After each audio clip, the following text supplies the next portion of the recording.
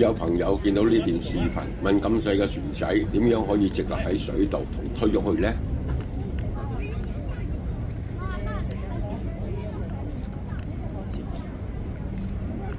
呢啲咁細比例嘅模型船，尤其係帆船，個重心都係高過個船體中心嗰個浮心好多。就咁放落水度，一定翻船，需要喺船底聚重。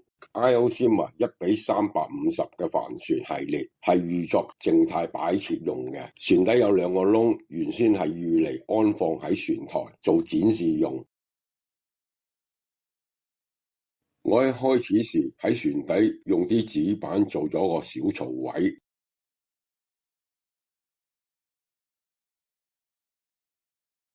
再用熱熔膠固定個位置，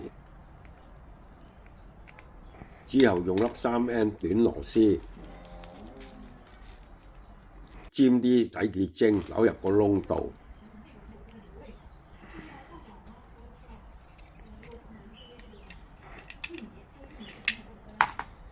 再喺槽位用熱熔膠包住粒螺絲。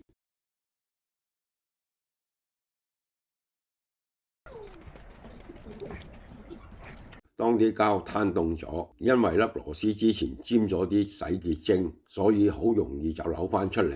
再換嗰2粒長螺絲扭入去，用嚟做寵物托板嘅支架，降低個重心。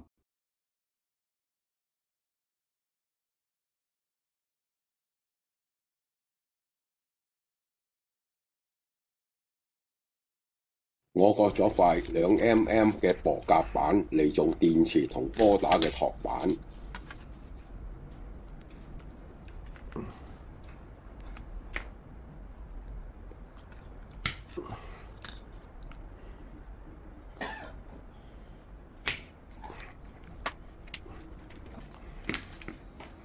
喺塊托板度轉2個窿，用嚟安裝支架螺絲。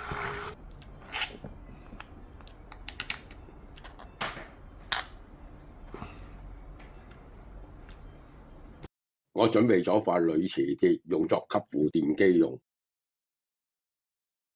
喺塊托板劃位準備鑿空，用嚟收藏粒磁鐵。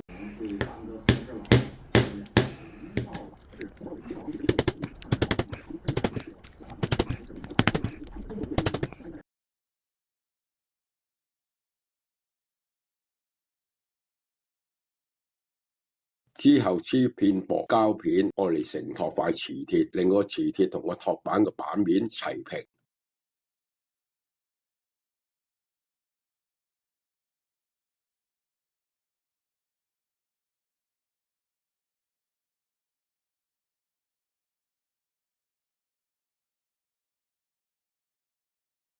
我喺淘寶買咗個減速摩打同埋螺旋槳，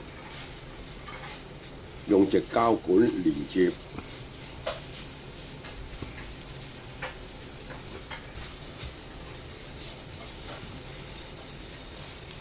呢啲低速轉動對轉軸對正嘅要求唔係咁高。再喺摩打兩邊黐圍板固定個摩打嘅軸向。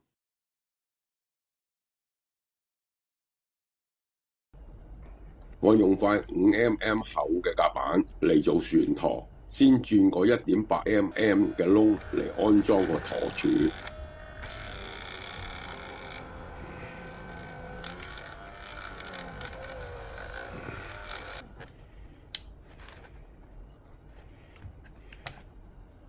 我用粒 M2 螺絲嚟做舵柱，上緊喺塊托板度，咁樣撥動嗰塊船舵就可以改變個船向。我用3A 型電池嚟做電源，將啲電池放喺個電池盒內。哇！到咗啦！好。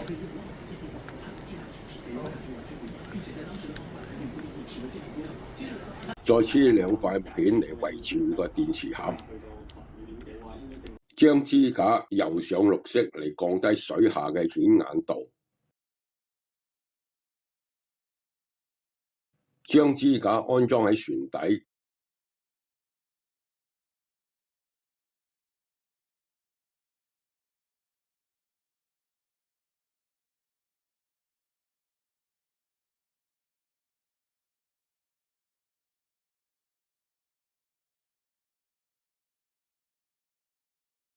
然後放置電源同摩打，測試溫度同食水情況。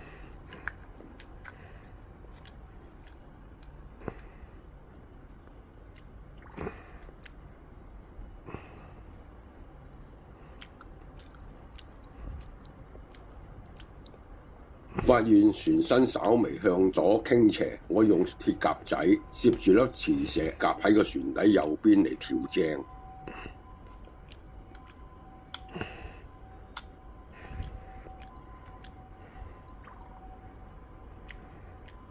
呢次船體喺水面可以保持垂直，而且前後食水嘅深度唔超過船舶嘅水線。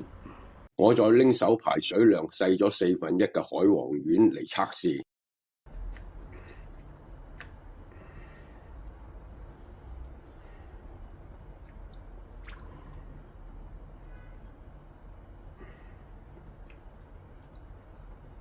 發現佢個直立度 OK， 但食水明顯超過水線。當地嘅港務局係唔會同意放行出海嘅。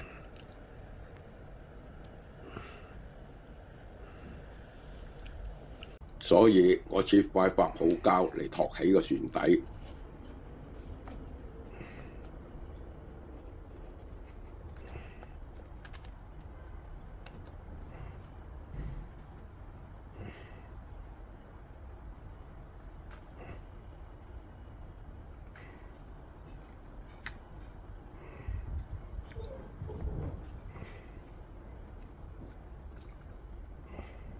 咁樣，我發現船舶嘅食水 OK， 但明顯向左傾側。我再用個鐵夾仔嚟調正。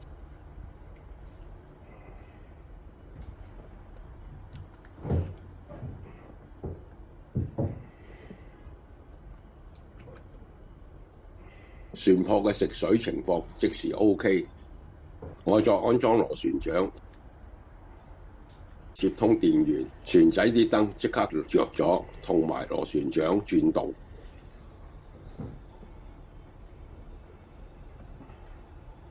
我再用個大啲嘅水槽嚟測試，船仔即時緩緩咁前進。個船速睇嚟雖然係好似好慢，但其實對比1:350嘅比例，時速已經超過100 km， 快過真船4到5倍。我再放架 Amerigo Vespucci 測試情況 OK。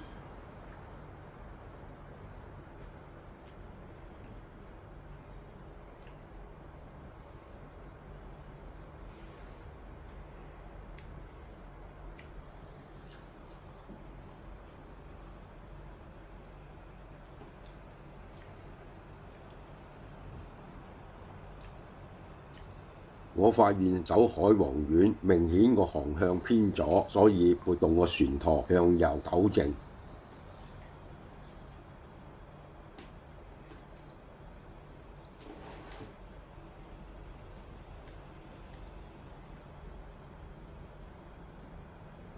有一間德國微型風景展覽館，我見到佢哋有個模型船喺水中行駛嘅視頻，啲船仔嘅造型都逼真，但係啲池水就太過清澈，睇到晒個河底，令到個情景睇起嚟唔夠自然。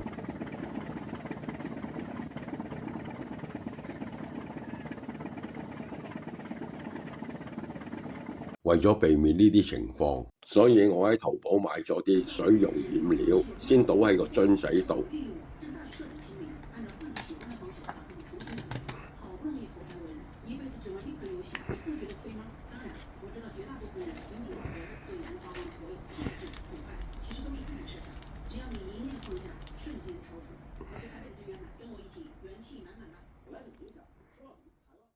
用水搖勻溶解。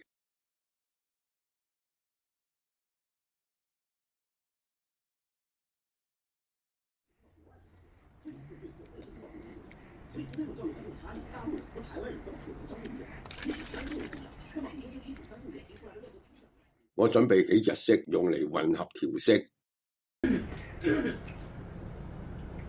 將水溶染料倒入水槽，染色到合適嘅濃度。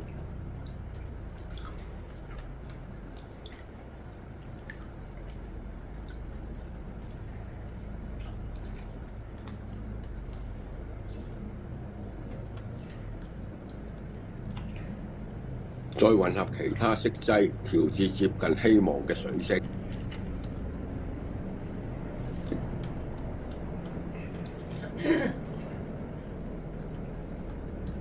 見到明顯開始遮蔽咗水下嘅物件，同埋喺水面形成倒影。我再擺放一啲威尼斯嘅屋仔，同埋一幅威尼斯嘅打印畫嚟營造威尼斯嘅場景。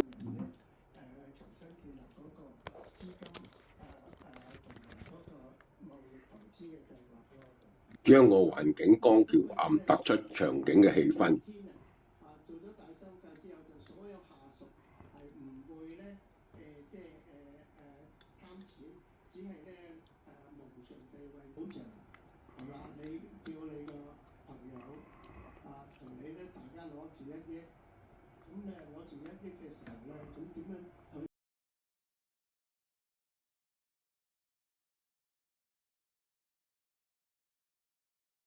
喺 Facebook 度，我見到有人買咗架，估計係1:80比例嘅淘寶級別遙控帆船，造型喺淘寶嚟講都算係幾精緻。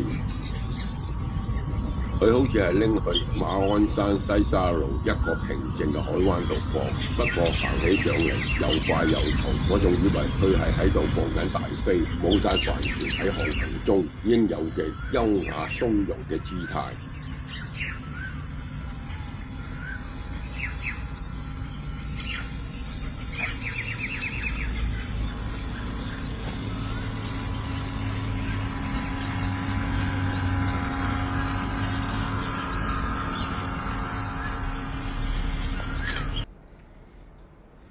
我用瓦坑紙做咗個盒仔，方便我拎架船岸出。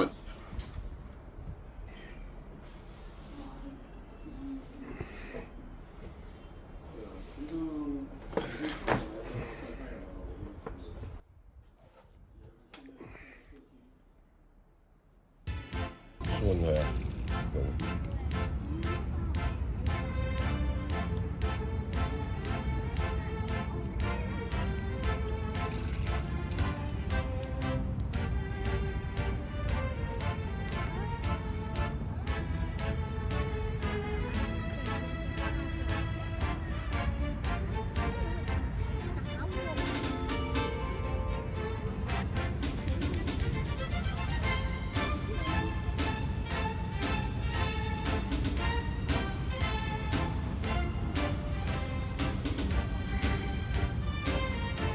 應該好靚啦，都睇唔到。